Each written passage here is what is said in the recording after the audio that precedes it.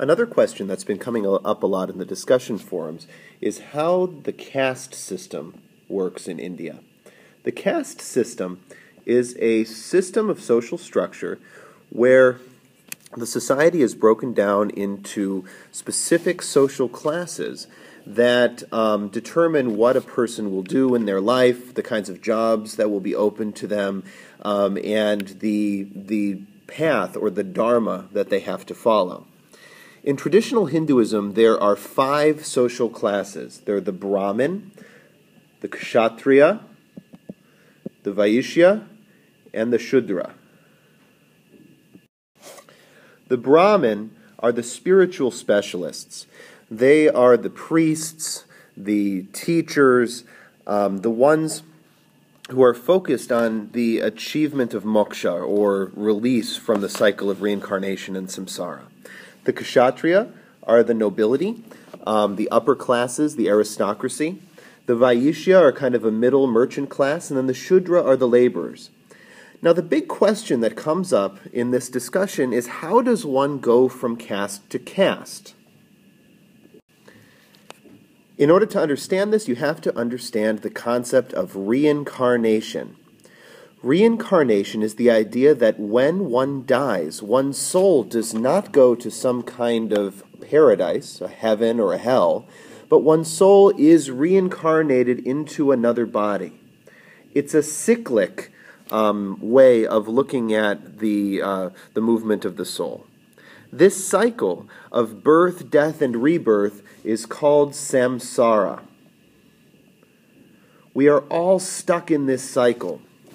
We are being born, living through our lives, dying again, only for our souls to be transmitted into another body where we're born again and go through this experience again.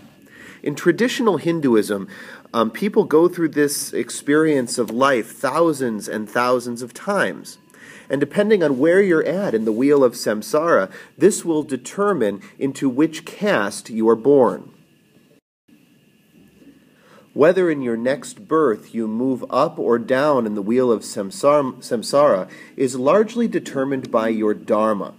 The dharma is the particular law or rule that your caste must follow. Each caste has its own dharma, its own duties or obligations in life. And the members of that caste must fulfill that dharma. And if they fulfill that dharma when they're reborn, they will be reborn into a higher caste. So let's imagine that you're born into the Kshatriya caste. You have particular duties as a Kshatriya, as a member of the nobility and the aristocracy. These duties are different from the duties of a Shudra or a Vaishya, and different from the duties of a Brahman. If you fulfill these duties well, then when you are reincarnated in your next life, you will be reincarnated into the next caste, into the Brahmin caste. Hindus believe that the Brahmins have the opportunity to seek enlightenment and fulfillment in this life. And so if you're reincarnated into the Brahmin caste, then through the practice of yoga and through spiritual discipline, you can break the cycle of samsara altogether and achieve a state known as moksha. Moksha is a liberation from the cycle of samsara. You no longer go through this cycle of birth, death, and rebirth, but you are liberated from it, and you become one with the ultimate reality of the universe, the Brahman.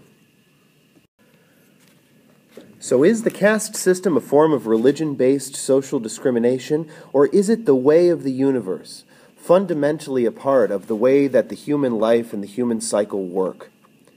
I think to answer this question, it really depends on your perspective.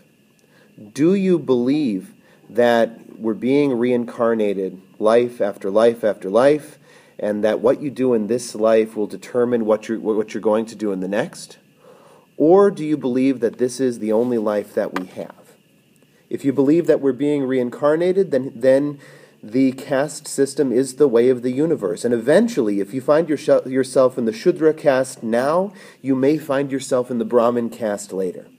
If you believe that this is the only life, then the caste system can be seen as a religion-based form of social discrimination. It's up to you. You may have noticed that I have not yet specifically mentioned the fifth caste, the outcasts. The outcasts are people who find themselves outside of the caste system altogether.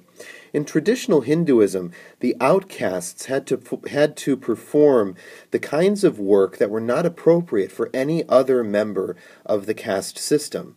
The outcasts were the ones who disposed of dead bodies, who disposed of human waste, and generally they led the poorest, most difficult lives. Mahatma Gandhi, in the middle part of the 20th century, saw the treatment of the outcasts as a form of unjust social discrimination. And so Mahatma Gandhi decided to abolish outcasts within India, and he renamed the outcasts the Harijan. Harijan translates to children of God. Gandhi is suggesting that there is no individual who deserves to be completely outside of society, and there's no individual for whom communion with God or Brahman is completely impossible.